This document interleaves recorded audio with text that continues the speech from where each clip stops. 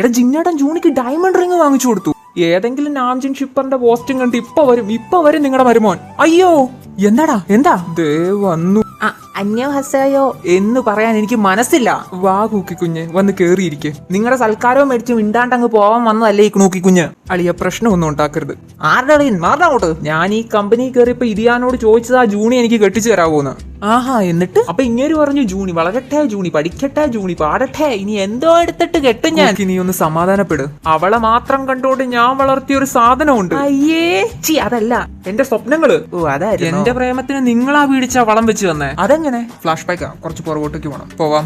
ഇതിനൊരു പ്രതിവിധി ഇല്ലേ തിരുമേനി? കടം കയറി മുടിഞ്ഞു നിൽക്കുന്ന ഈ ഹൈബ അംഗരാജ്യത്ത് ഒരു പുതിയ ഐഡല് വരണം. അവൻ സ്ത്രീകളെ കണ്ടം വഴി ഓടുന്ന ഒരു മുനികുമാരനായിരിക്കണം. അങ്ങനെ ഒരാളെ എവിടെ നിന്ന് കിട്ടാനാ? ഉണ്ട്, ഒരാളുണ്ട്, പക്ഷെ പണിയാ. അതെന്താ?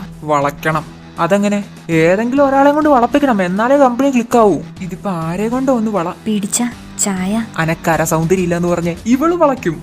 ഞാനോ? നമ്മുടെ അംഗരാജ്യത്തെ രക്ഷിക്കാൻ നീ ഇത് ചെയ്യണം ജൂണി. കുമാരാ, നമ്മുടെ ഈ ആശ്രമത്തിന് ചുറ്റും പല പാപ്പരാസിസും ഡിസ്പാച്ചും വന്നുകൊണ്ടിരിക്കും. മക്കൾ അതിലൊന്നും ചെന്ന് ചാടല്ലട്ടാ. ഇല്ല പിതാശ്രീ, എങ്കിൽ ഞാൻ ധ്യാനത്തിൽ മുഴുകട്ടെ. ഉള്ള പണി മുഴുവൻ എനിക്ക് തന്നിട്ട് ധ്യാനം. ആരാ?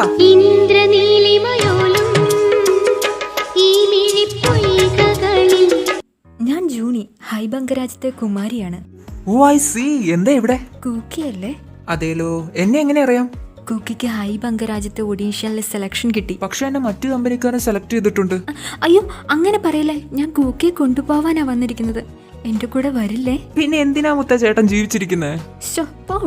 സിഗ്മ സന്യാസി ആവാനിരുന്ന എന്നെ ഇങ്ങനെ ആക്കിയത് അവളാ. എന്നിട്ട് കണ്ടോ മേടിച്ച ഡയമണ്ട് റിംഗ് വിട്ട് നടക്കുക. എടാ കൂക്കി, നീ ഒന്ന് സമാധാനപ്പെട്. എനിക്കിന്ന് രണ്ടിലൊന്നറിയണം. ഒന്നെങ്കിൽ ഞാൻ അല്ലെങ്കിൽ അവൻ. എടാ നീ അവളുടെ സ്റ്റോറി കൊറിയനിലല്ലേ വായിച്ചത്? എടാ നീ അതിന്റെ ഇംഗ്ലീഷ് ട്രാൻസ്ലേഷൻ നോക്കിയോ? ഇല്ല, നോക്ക്. ജൂണിക്ക് ഇംഗ്ലീഷ് അറിയാവുന്നവര് ഞാനങ്ങ് മറന്നുപോയി. ബ്രദർ എന്ന് സമാധാനായില്ലേ? ആയി. അപ്പൊ അളിയാ ശരി, എന്നാ ഞാൻ ഇറങ്ങട്ടെ.